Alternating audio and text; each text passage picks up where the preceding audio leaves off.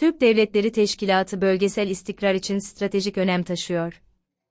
Bakü Slavyan Üniversitesi Rektörü Profesör Doktor Anar Nayev, Türk Devletleri Teşkilatı'nın bölgesel istikrar ve küresel işbirliğinin geleceği açısından stratejik önem taşıdığını vurguladı.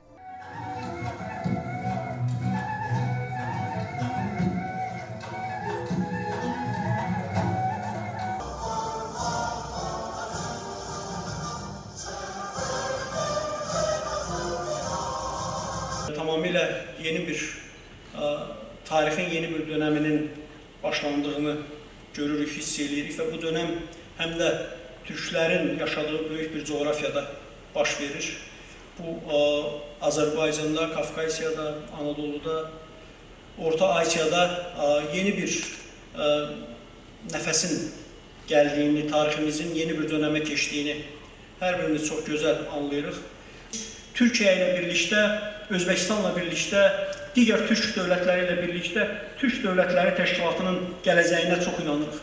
Həmin təşkilatın bu yaxınlarda Azərbaycanda Qəbələ şəhərində keçirilmiş zirvə toplantısında həm təşkilatın üzv ölkələrinin prezidentləri, eyni zamanda həm Şimali Kipr, həm Macaristan, həm də Türkmenistan Cumhurbaşqanlarının da konuk kimi qatıldığı həmin tədbirdə həm də qarşıya qoyulan məsələlərdən biri ondan ibarət idi ki, Türk Dövlətləri Təşkilatı yalnız bir belə deyək, toplaşma təşkilatı olmalı deyil. O həm də böyük bir iqtisadi və siyasi təşkilata çevrilib qərarlar verən və bu qərarları icra edən bir təşkilata çevrilməlidir. Və qərar alındı ki, bu təşkilatın üzvlərinin həm də 2026-cı ilində bir əskəri təcrübələri həyata keçirilməlidir.